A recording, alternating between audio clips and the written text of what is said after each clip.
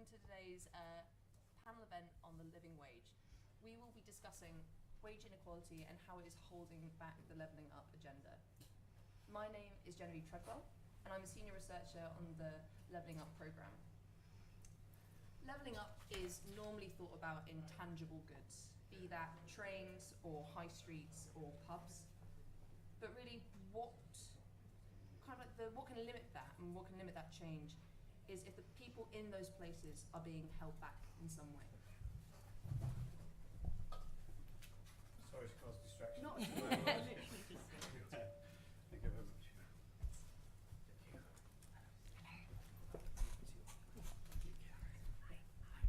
If people in those places are not getting the opportunities that they need and the support they need.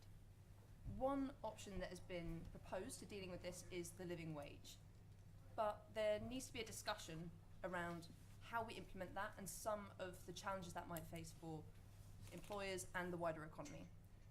And with me today to have that discussion, we have a wonderful group of panellists. We'll be starting with the Minister for Small Businesses, Hollinrake. Kevin has been a supporter of businesses and the living wage in Parliament, and is also a businessman, so can speak to this experience and the challenges that businesses face. We're also joined by Purchas, who is the Senior Partner and Regional Chair at KPMG. We also have Barry Fletcher, who is the CEO of Youth Futures Foundation, an organisation that works with young people, helping them to access employment. And finally, we're also joined by Katherine Chapman, who is the Director of the Living Wage Foundation, who are very kindly sponsoring today's event. So I will give you a quick rundown of today's event.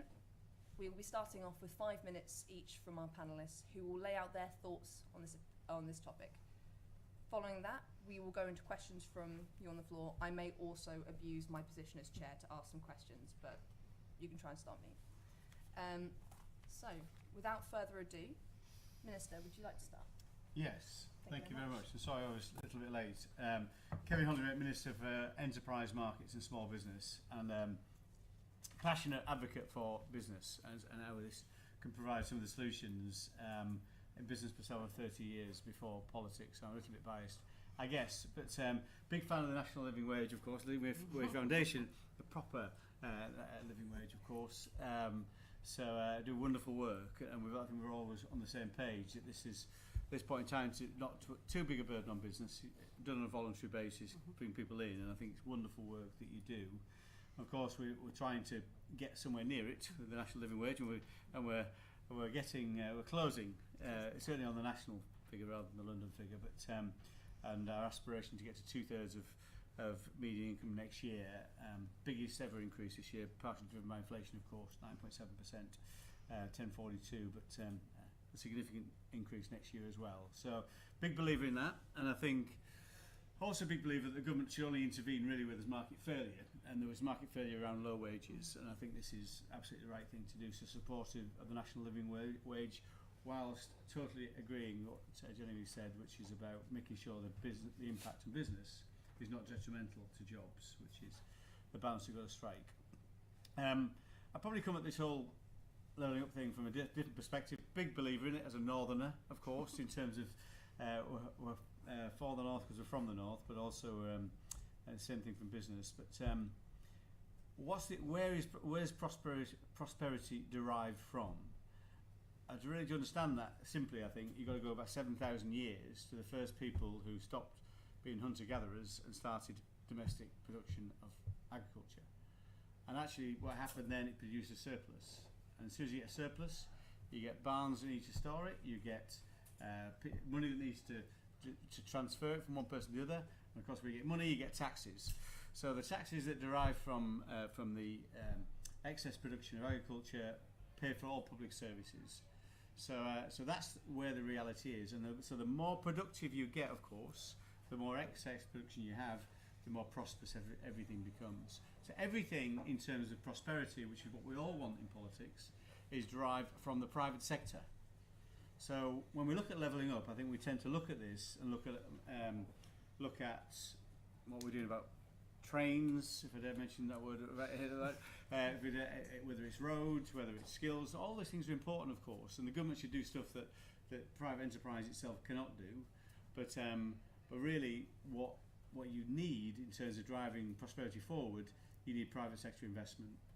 As Churchill said, it's a strong horse that pulls the whole cart. So, and another guy called Mark Littlewood, who's the I think chief executive of the IEA, made a really interesting article in the Times a year or two ago, saying if all prosperity was just about connectivity, why isn't Doncaster more prosperous? My apologies if you come from Doncaster. It's a very wonderful place, but it's not very prosperous, even though it's very well connected. So it's not just about connectivity. Again, the private sector investment is hugely important. So what we've got to do is make sure that private sector investment comes forward. It will on the back of infrastructure, of course, we know that. It will on the back of skills. It will on the back of things like investment zones and free ports that we're investing in. But the final thing I'll say, and I'll shut up because I'm really interested to hear the panel members, is the scale of this challenge levelling up is absolutely huge. It is not something you're going to fix in a few years. The relative productivity gap between the northeast and London and the southeast is as wide as it was between East and West Germany prior to reunification. And that took 30 years and $2 trillion to meaningfully narrow that gap, and it's not fully closed yet. So we've got to have a sustained level of investment across our regions, not just a temporary one, and then this sustained private sector investment in those regions too. Brilliant. Thank you very much, Minister. Anna, can I come to you next, please? Certainly. Hello everybody, I'm Anna Purchas, as Jeneveieve said, London office senior partner for KPMG. Now KPMG has been a long-term supporter of this. We've actually been paying it since 2006 to our employees where relevant and our on-site suppliers as well. And we were delighted to be leading in terms of setting the accreditation. I'll come back to the importance of accreditation in a moment. And of course ourselves being accredited since that was introduced in 2012. Now why were we so keen to do this? We actually became involved because there were some protesters outside our London office protesting for this, and our facilities team went down to say what's going on, talked to them and thought actually there's some good in this, we should actually be considering it. So that's why we adopted it. They saw early on and were able to convince my fellow partners at KPMG that this is something a firm like KPMG should be doing for the moral good, to ensure that in-work poverty is reduced, and to improve social mobility, things that are very, very important to us at KPMG. So that's how we got involved. But I just want to talk a little bit about the business benefits. The obvious group that benefits from this, of course, are the people who receive a higher wage, and we pay that across our 20 offices in KPMG, so London, but the other 19 offices outside London. What does it mean for those people? We did a survey with ISS, one of our suppliers who provide all our cleaning services, and we talked to the people who clean the office at KPMG. What does it mean for the people who clean our offices? They were really clear it meant a huge amount to them. It meant they felt more engaged, more secure, and they were much prouder to work for ISS and KPMG than they would have been without it. So translating that into benefits for me as an employer, it means I have a more engaged workforce, less likely to take sick leave, therefore more productive, less likely to leave working for our organisations. And it varies, of course, by sector, but a time where you are having to struggle to recruit in some areas, that retention point is super important. So clearly it's a good thing for the employees receiving it, and businesses like ours are seeing a benefit. And indeed, I think, Katherine, 75% of accredited firms have said they've seen a benefit in terms of motivation and retention of staff. But I just want to talk about two other benefits which may be less obvious. That is the benefit for the people who get paid way above the living wage. And in an organisation like KPMG, there's not many people who are on the real living wage. We do have some apprentices, but obviously most people are above it. Is there a benefit for them? Yes, because they like working for an organisation that pays it and has that accreditation. So in all our offices, you'll see the accreditation on the desk as you come in. and we know that people choose to work for organisations that are accredited to pay the real living wage. So it helps us recruit and retain talented staff. And in my sector, there certainly are shortages of staff. So being able to recruit the best is very important to us. So it helps us there. The third way it helps us is with our customers. Increasingly, in the world of ESG, all of us as suppliers are being asked to prove our credentials. And saying you pay this is increasingly a very visible sign of your credentials in the ESG space. So 3 really important reasons for businesses and employers to support this over and above the moral argument. Fantastic, thank you very much. Barry, can I turn to you next? So, thank you very much. So, hello everyone. Youth Futures are the What Works Centre for Youth Employment. So that means we're really focused on the power of evidence and research to understand what makes a difference in helping young people get back into employment. So, firstly, we are also living wage accredited, which is good. Before that comes into it, and that's something actually when I've run my previous 2 organisations signed up for it, and many of the reasons that were highlighted there are things that we would fully agree with. We also think very positively around the living hours accreditation, which Living Wage Foundation have recently, more recently developed, because that's a real issue for young people. If you look at young people and you look at the challenges they face, and especially young people who are outside of the workplace or in really insecure work, having that living hours is really crucial. Now, there's lots of different debates about 0 hours and the kind of benefits or disbenefits of that. But I think the voluntary approach that Jeneveieve Foundation are taking to that is a positive one and allows those organisations who want to differentiate themselves around what they're doing in this space to be really strong. But one of the challenges that we see, and we're doing some research work on this at the moment, is actually that disparity that exists in the national minimum wage for younger people. So at the moment there is a pretty massive disparity. There's been very positive increases in the minimum wage over the last few years, and obviously a very big one in the last year or so driven by inflation. But if you're a 20-year-old, the minimum wage is 25% lower than it is for someone who's 23. Now, the reality is that the costs that a 23-year-old have and the costs that a 20-year-old have are not 25% different. And we see that there is a strong argument, both from an economic point of view and an equity point of view, that is something that could be addressed over the next few years. Now, there's already plans in government to bring that down to 21. That's moving in that direction. But the crucial point I'd make here is that the evidence shows that actually there hasn't been any negative impact on employment of young people as you've lowered the age of the minimum wage. So as that's happened, it's happened twice now where they've lowered it, we haven't seen a drop in employment. And I think we could see from evidence from other countries that that's unlikely to be the case. Because the other point I'd make, and I think this is so crucial, and the reason that the Living Wage Foundation is really positive, it doesn't make that distinction on age. And if you're a young person, for example, who's care experienced and leaving care, and you're 18, you don't have that support. You don't necessarily have that support around, say, living with parents. So therefore, why should that young person see themselves earn significantly less, and it is really significantly less, when they have those costs? So I think there's both an equity argument for this, but very much an economic argument. Actually, that would also put money back in the pockets of young people, and young people generally will spend that money. So all the data shows this. If that money goes into young people's hands, they will spend that money. That will push money back into the economy. Of course, there's always inflationary risks, but I think what we see here is that living wage is a really positive thing. It's moving things in the right direction, but there are things that can be done overall, especially on bringing down that age qualification. Brilliant, thank you very much. And finally, Katherine. Hi, thank you, Jeneveieve. Hi, everyone. Well, thank you to Kevin and Anna and everyone for the sort of support for the living wage over the years. I'm the director of the Living Wage Foundation. So you've probably grasped by now, we announce the living wage rates and we accredit businesses who pay the living wage. And it is a voluntary measure and it's calculated independently based on what it costs to live. So it's purely about what it costs for a decent standard of living. We've seen record numbers of employers sign up actually in the past couple of years. We've now got about 13,500 across the UK, and that's over half FTSE 100 firms, but also thousands of small businesses. So actually 85% of those are small businesses who are signing up to pay this on a voluntary basis.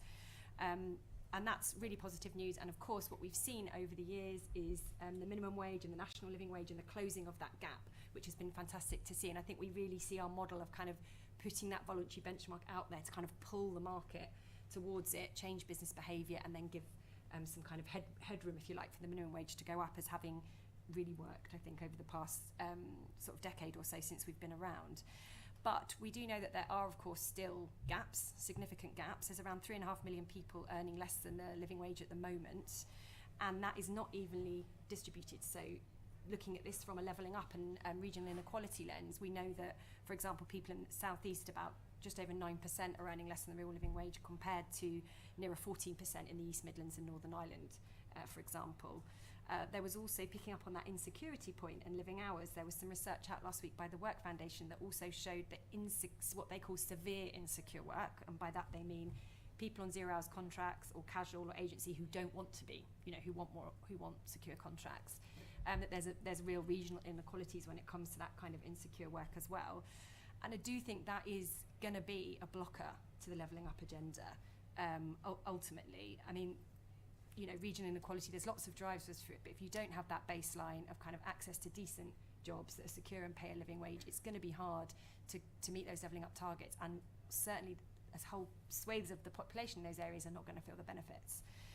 We did some work on this, looking at, we always say it's good for people, it's good for business, as hopefully you've heard, but it's also good for the economy. And we did some work that showed that if just a quarter of jobs in the UK went up to the level of the living wage, that would deliver £1.7 billion of economic benefits back to the national economy. In the Northwest, that's about 190 million. In Greater Manchester alone, about 72 million.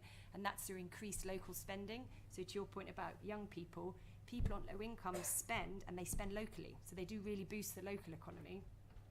And also through savings in the tax, in the benefit system, as you can imagine, through reducing in work poverty. So there are economic benefits, and they will play out in the regions by kind of tackling low wages and insecure work as well. And I suppose it is just sort of worth, to this point of the impact of the levelling up agenda, and kind of, I guess, bring it back to the people that we're talking about here who might be experiencing that. We published some research last week where we polled 2,000 workers earning less than the living wage, and 60% had visited a food bank in the past year, and nearly 40% were regularly skipping meals for financial reasons and falling behind on household debts. And over half were like, this is much worse than last year. So it's a reminder that this is a persistent and real problem. And if you think of all the other factors that are around boosting productivity, which is the key to tackling regional inequality in the long run, if you're thinking about retraining, skills, innovation, if you're struggling to put food on the table, these things are just like you're having another conversation in another realm. So I think it's an important, it's not the only part, but it's an important part of the levelling up debate, because I think it sort of is the foundation stone upon which I think other policies can play out. And of course there's a role for the private sector here, along with other things. So I'll leave it there for now and open up to the floor and the conversation. Brilliant, thank you very much. I can turn it to questions from the audience, if we have any. Oh yes, the lady at the back, please. Hello, we have a microphone. I've been instructed to tell you to hold it slightly further away and talk directly into it. Hello. Thank you. My name's Susan Wallace. I'm a freelance journalist.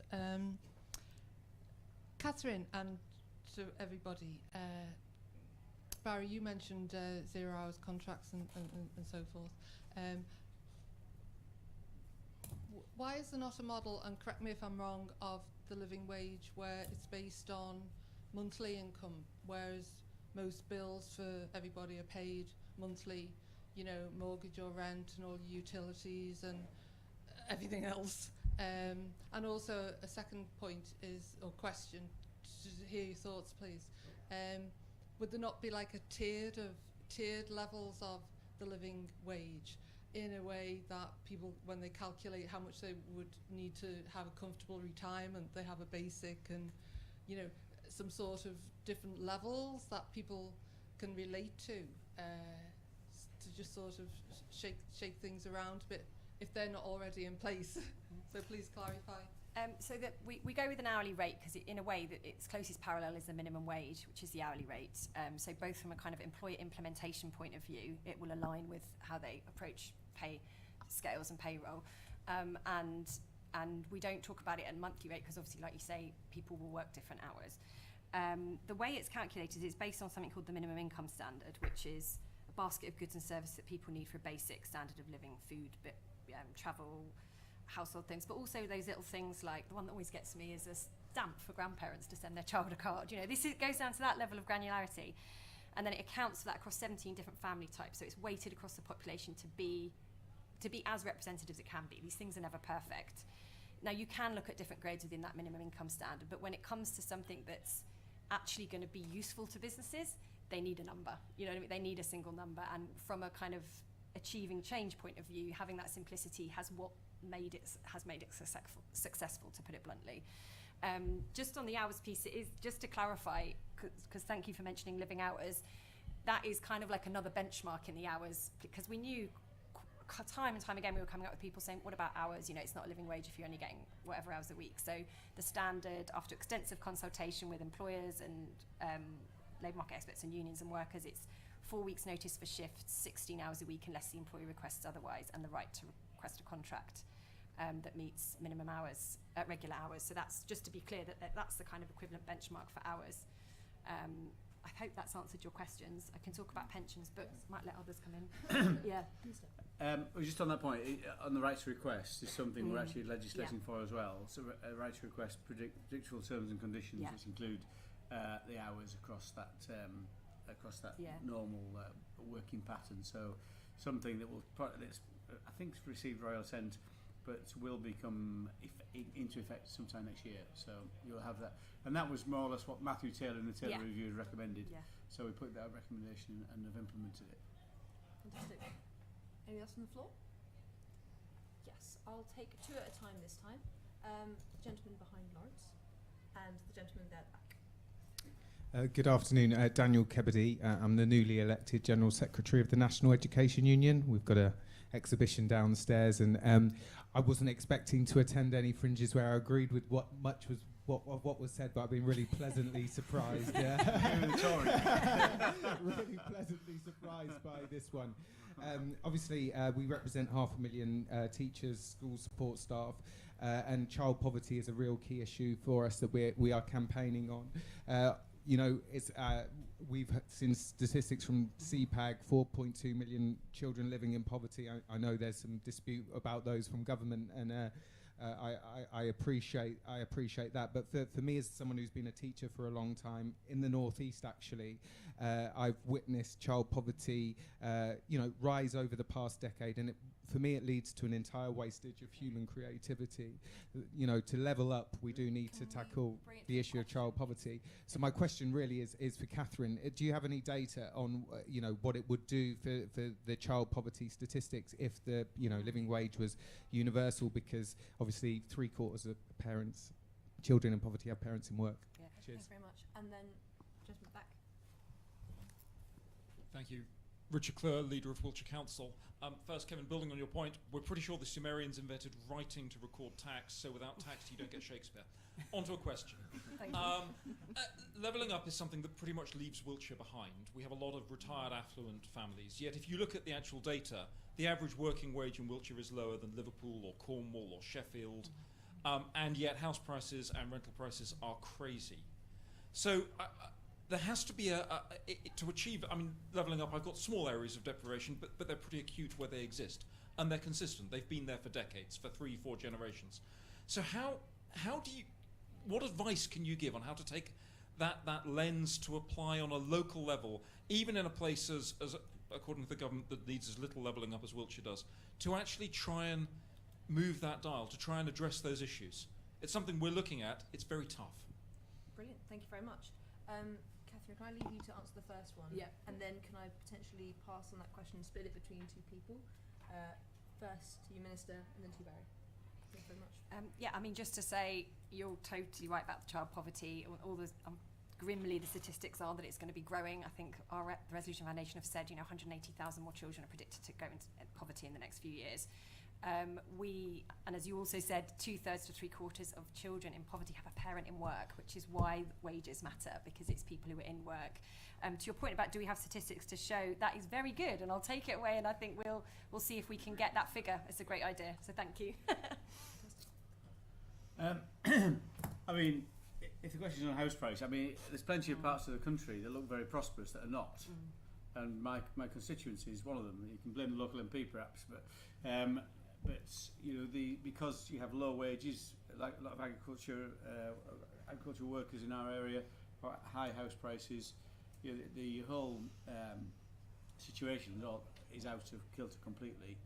I was in the housing market for 30 years. I've got lots to say about it.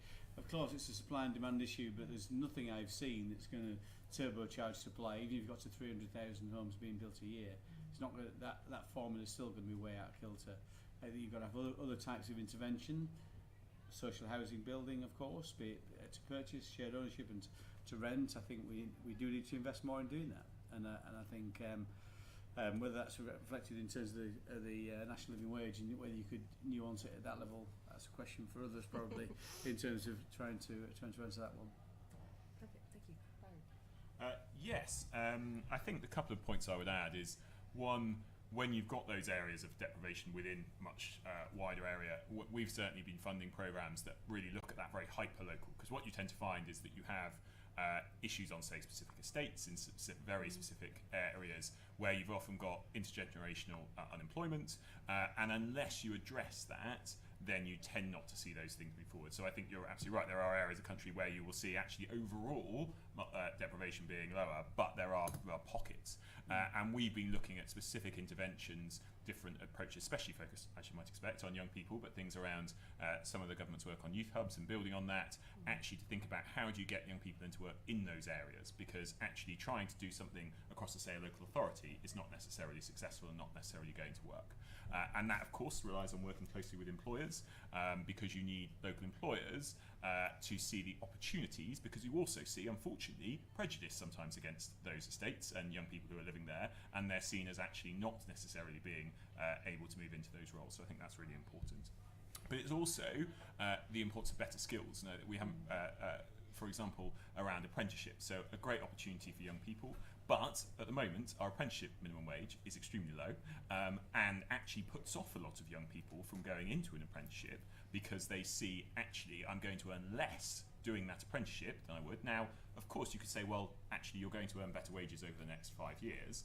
But for a young person who's 18, who can't afford the basics, actually that delayed gratification is not necessarily very successful. So I think there's an interesting point around minimum wage, especially around apprenticeship minimum wage, and it's actually, there's really good evidence, and we've done some research on this, that's putting off young people taking on things that would in the long term give better benefits to that individual and to their wider economy. Fantastic. Yes, please. Can I just come in with one point on the impact on children of their parents being paid the higher wage? And I heard this by talking to one of our cleaning staff.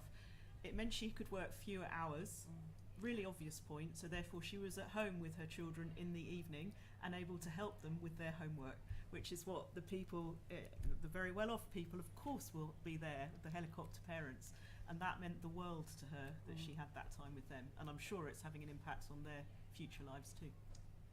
Anna, I actually also wanted to follow up with the points you raised. There are so many benefits to paying the living wage for employees, obviously, but also employers.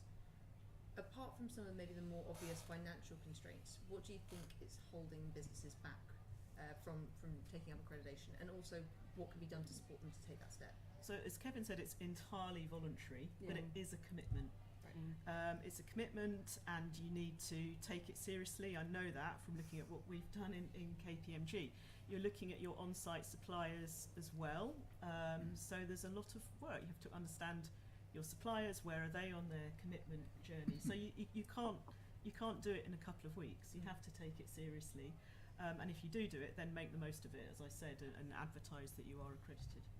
Brilliant, thank you. Anyone else from the floor? Oh yeah, thank you very much. Absolutely. Do we have a question that maybe for the minister, as I think we might have to leave after this? If not, I do. Oh, okay. I think your hand raised slightly faster, I'm afraid. I'm sorry for that. The gentleman at the front. Sorry about that. Thanks. Katherine, you said that you look at the living wage annually, is it? And you base it on a basket of goods and see how much that basket of goods goes up, and the living wage reflects that. So I guess my question to the Minister is, why does the government not do the same for the national minimum wage? We do.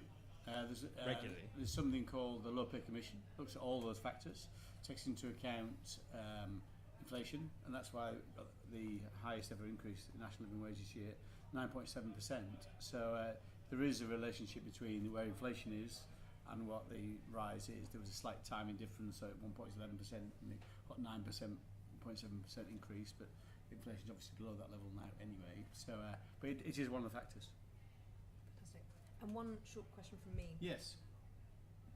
How can the government support more business to make this commitment, to make either the process to do it more streamlined or to make it feel like less of a risk? I think it's brilliant that firms like PwC do this, and many other firms as well. So KPMG, that's what I said. Sorry, I'm really sorry. Right. But I think ESG is great, environmental, social governance, all this kind of thing. But I don't think we should leave it to the choices of a chief exec to do this or not. I think it should be something that we mandate, and I think the only way to do it in a wider across the piece is to keep pushing up the national living wage, as long as we're also cognizant of the impacts on business. So I think the Living Wage Foundation got it bang on, which is saying yes, please do it. Companies come forward and say yes, we'll do it. But I think anything more, the government can't afford to provide incentives. We're spending too much more than we're collecting in taxes every year anyway. So it's very difficult to do those kind of things. But I think the natural incentives are there around being a benevolent employer, and obviously the benefits in terms of morale and in terms of the workforce productivity. But other than that, I think we should get the market there, because there's market failure here through regulation rather than simply going out and saying please do it. Brilliant. Thank you very much.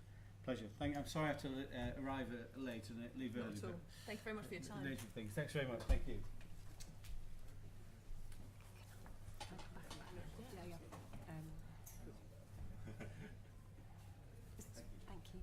Thank you. Just to add, I think the Minister's leaving now, but I think one area where perhaps government could make some changes to lead the way a bit more is around government as a procurer and a commissioner. So obviously so much public sector money goes to buy things and buy services and buy roles.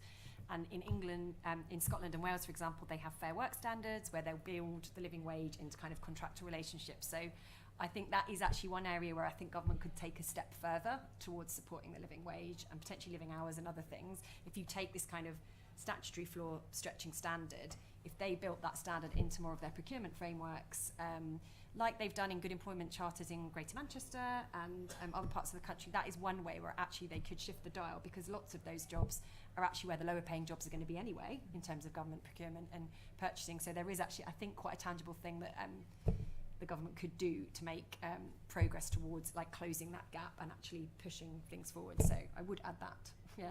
Thanks very much. I'm going to abuse it again, I'm afraid. And it kind of is a question to the wider panel, and it kind of touches upon some of the work that Onward has actually done with Youth Futures Foundation, which is around regional inequality in the kind of jobs that people are working, as well as the kind of skills that takes, and how that does impact wages. Partly, you might have a fairly decently paid job, but it only employs you for 6 months of the year if you work in the tourist industry, or you do work a lower skilled job, but it is for the whole year. So that there are, competing challenges here, and it's one part of the, I'd like to think about how businesses could kind of work around that and help their employees kind of stay solvent the whole year round, even if they're not, working that job in the same way the whole year round. I don't know if anyone's had any experience or any thoughts around that.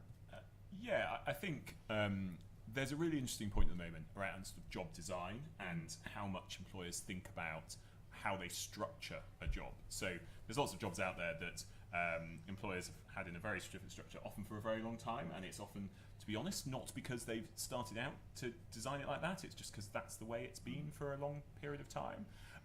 But when you look at the current economy and you see nearly 1 million vacancies, but we've got 794,000 young people who are not in education or employment, then actually, of course, there's support needed for those young people, but there is also, I think, a really important part around how employers think about work, think about the design of work, think about the wages that they pay for those, because actually living wage foundation employers generally recruit more successfully, and it's really unsurprising because especially at a low wage level, then relatively small differences are actually exceptionally important and drive behaviour much, much more than they do at higher wages. So I think, and there's also a piece around, for example, design, how you can look at spreading those wages over a long period of time. So you may actually employ them for specific periods of time, but there's ways of doing that that allows you to be more flexible. I think that's really important. There's also increased flexibility, because if you ask young people, and actually if you ask almost any person in the economy, and so when we make the distinction between, say, young people and 50 plus, actually it's not there. What most want is flexibility. So flexibility is really important. Now there are limits to that. I've run a reasonably large private sector employer. I understand that these things are challenging, but actually these things do make a difference. And when people can't recruit, the answer isn't always the people aren't there. Actually think sometimes about the design, think about the wages, think about the training that an organisation can offer. Thank you very much. Oh yeah, from the floor again. The lady there. And then next up to that. Hi, I'm Erin Mansell. I don't know how to. From the Women's Budget Group. We work for a gender equal economy. My question was particularly around childcare, and it relates to your point, Katherine, that obviously the government is funding some of the services that particularly women are represented in, kind of low-pay caring roles. And there are small businesses that provide childcare, but it's also one of those sectors that kind of holds up other employment opportunities. So I just wondered what you thought about, what proportion of kind of childcare providers have been able to sign up to the Living Wage Foundation accreditation, but also from a business perspective, those of you that are private sectors, kind of how big of a factor it's playing in your employees and their ability to kind of participate fully in work. I know Anna's got quite a lot to say on this, but childcare is huge. It's a huge part of the basket of goods and services, and we don't have many childcare providers signed up for the Real Living Wage, as you might imagine, because the margins are really tight. I think this requires some kind of systemic change. It's a bit like the housing point. The living wage is kind of dealing with the symptoms of that rather than the cause of it, if you know what I mean. So I agree, and I think it's something that needs to be tackled, in a bigger way, if I can put it that way. I completely agree. As Katherine knows, KPMG, we're doing some research with Business London and the Centre for London Business Alliance around childcare, exactly as you said, and looking at the affordability of it, the quality of it, and the availability of it. And there's those three questions, all three massive questions, and we're looking forward to sharing some recommendations in the coming weeks. Fantastic. Lady back there again. Thank you.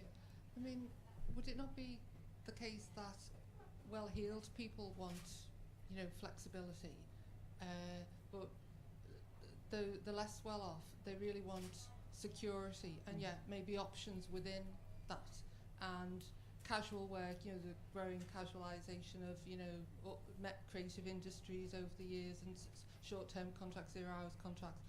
They're a great source of insecurity and unhappiness for a lot of people, and it's common knowledge that there's a productivity problem in this country, which probably also goes back to low morale, not really seeing social mobility opportunities for themselves because they're too busy struggling on a day-to-day basis. So it's like what you were saying, Jeneveieve, and also what we were discussing earlier. The security of a regular monthly income as a baseline, isn't that really what the aim should be? For a monthly income for a year in a more permanent way. Well, I think that you answered that a bit before. I think on a level that's entirely correct, and we also have done work before at Onward about insecure work and how that is very damaging for individuals as well as community. but I think perhaps the living wage and the way that it's formulated doesn't perhaps respond to that aspect. The living hours standard is to tackle that exact problem. So I think there's kind of flexibility, which is fantastic and is really welcome for roles, but we do also know that there is this pernicious insecurity at the other end of the labour market, and that's exactly right, and that's exactly what we were trying to tackle. We did some research that found that 6 million people in the UK were in insecure work, and 3.4 million of those were in low paid and insecure work. And I never forget talking to Frank, who was in like warehousing, and he got his rota on a Friday night for the next week. He had 3 children, didn't know what hours he'd be working, when he'd be called into work. Like, imagine trying to juggle that, like, no one could. So that was why we developed the living hours standard, was to tackle that exact problem. So it's right to a contract that reflects actual hours work, which the Minister said they're introducing that, which is fantastic, because that predictability is key. It's minimum hours, 16 hours, unless the employee requests otherwise. So it's shifting the burden so that the individual is on low wages, not taking all the risk in that situation. And 4 weeks notice for shifts, because that was the other thing. It was we were surprised when we did the research at how much the shift notice period was so pernicious in terms of like how to live and plan a budget and a life. So yeah, that's why I introduced the living hours standard, and we've seen real rapid increases actually in the past year or two. We've got well over 100 signed up now, and it's growing. So yeah, watch this space. yeah. Fantastic. Oh, lady there, and then gentleman here. Thank you. Great panel. It's a shame the Minister's gone, but we've heard a lot on issues such as childcare and the role they play. I was wondering if you had any reflections on policies that come from abroad that could be adopted in the UK system onwards. Childcare paper had a lot of international comparisons on the data. I was just wondering if there's anything that, for lack of a better expression, to say copy and paste, that we could kind of seal to start addressing this problem. Thank you very much. I'll take a question again, then share amongst. Thank you. We've heard a lot about the impact on young people and giving them independence. I wonder, how does this interact with housing? Because different parts of the country have very different housing costs and therefore living standards. And the local housing law. Yes, brilliant.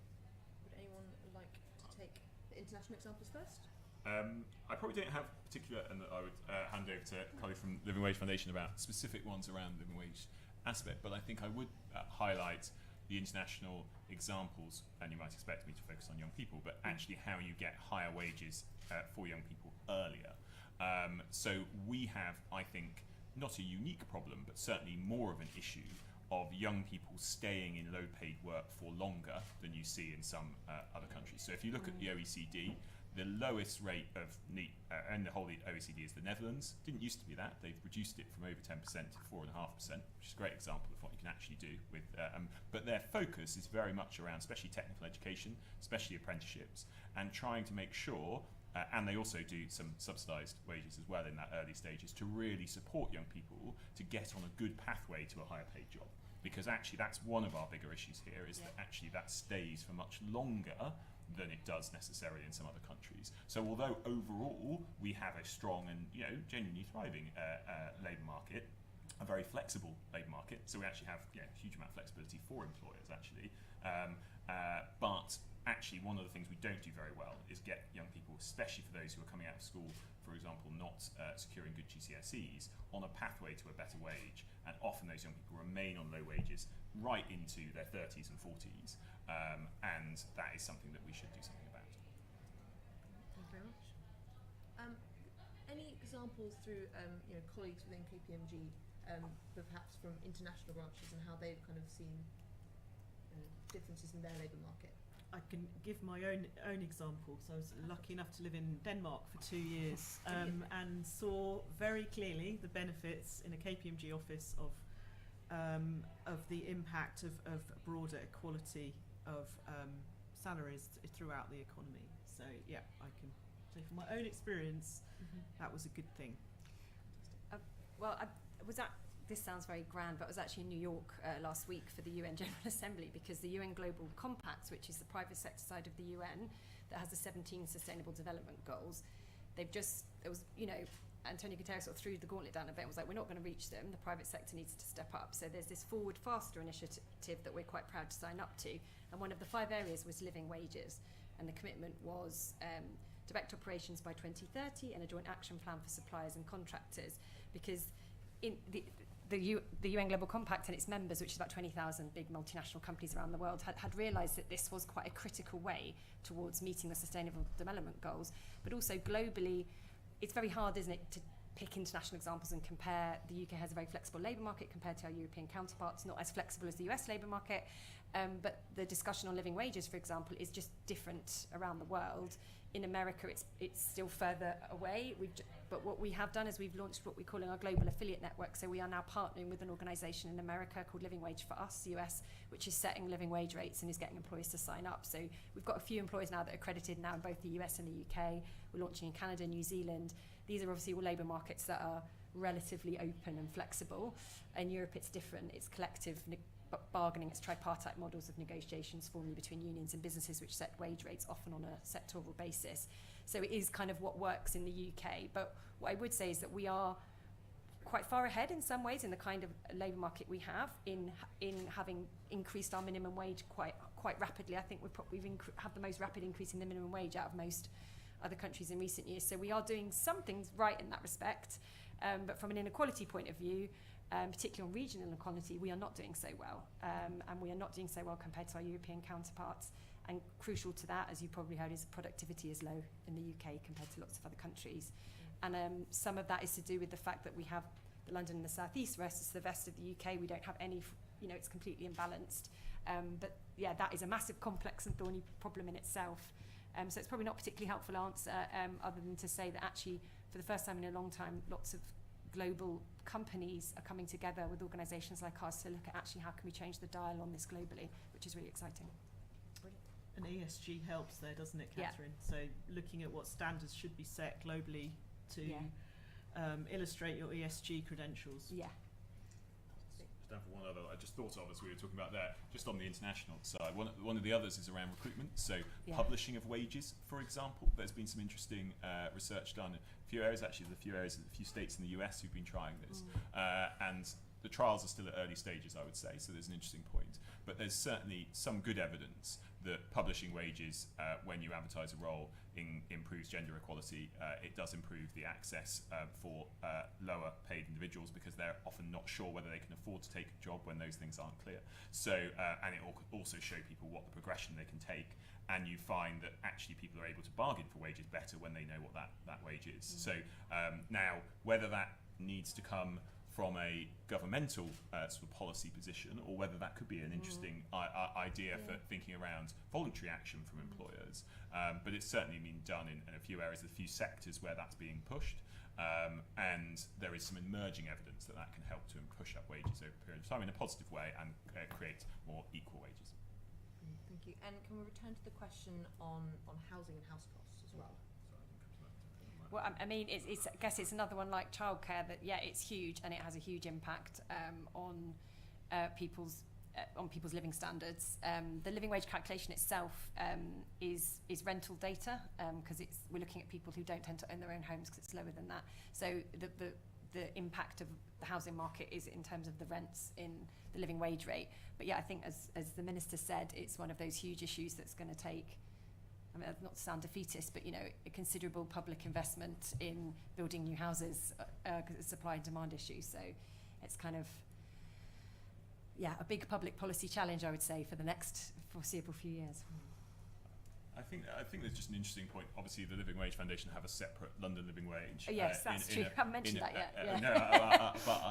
All helping here. But I think that's a really interesting area as we go into the next phase for the Low Pay Commission from sort of 24 onwards. What could be done around regionalisation? Because actually, when you think of housing costs, that's where you do obviously see the biggest disparity. And the London living wage. The challenge is that actually for young people and all age, actually there is that real disparity because actually the minimum wage that exists if you're in London doesn't come anywhere really close to actually the costs that exist, whereas in the rest of the country that's closer.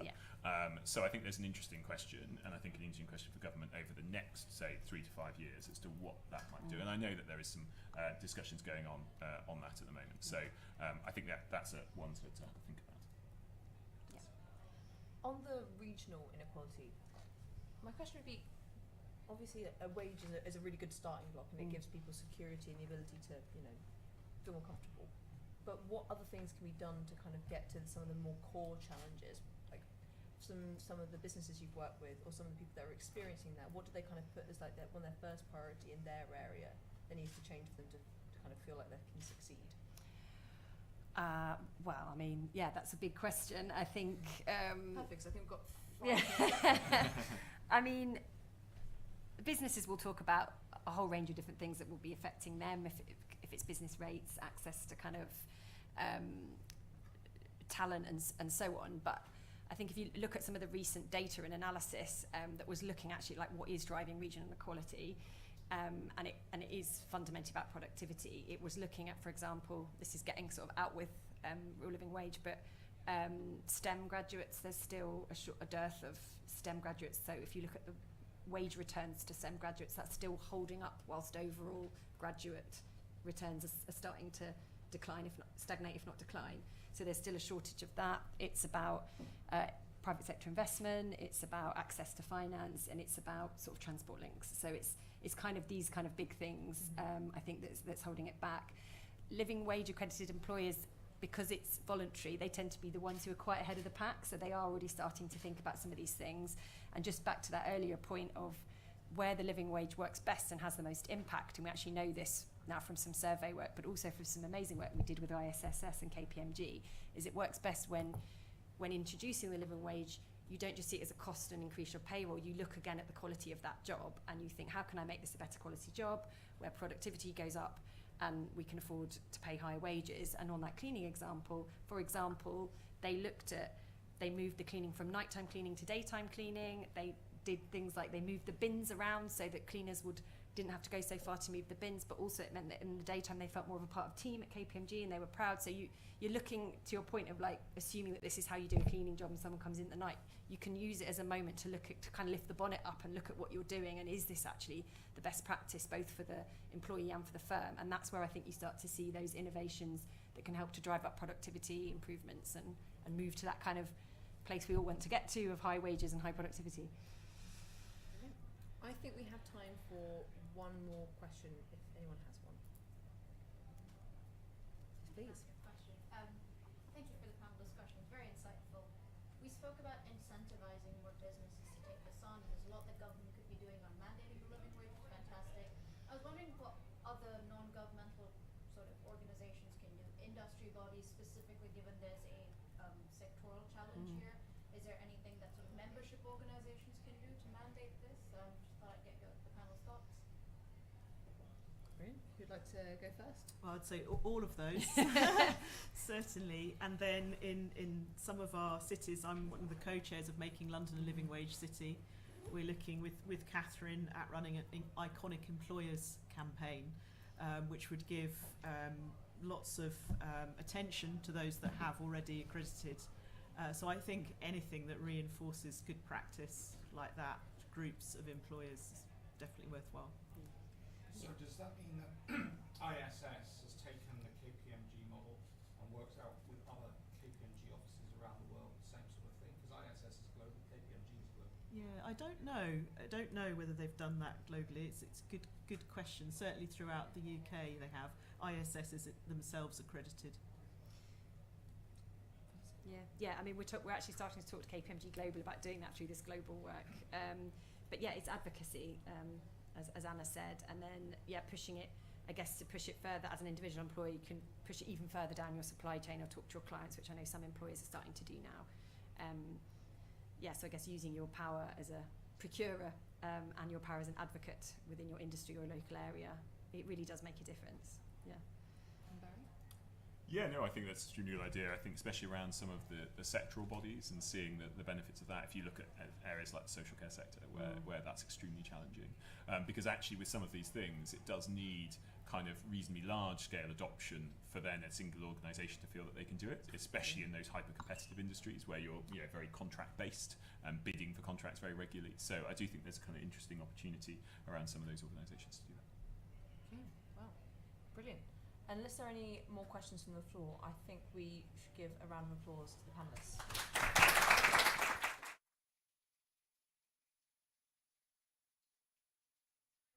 everyone for attending today, and thank you so much to Barry, Anna, and Katherine, and the Living Wage Foundation for sponsoring, and for the Minister who has. Thank Thank you very much. Thank you.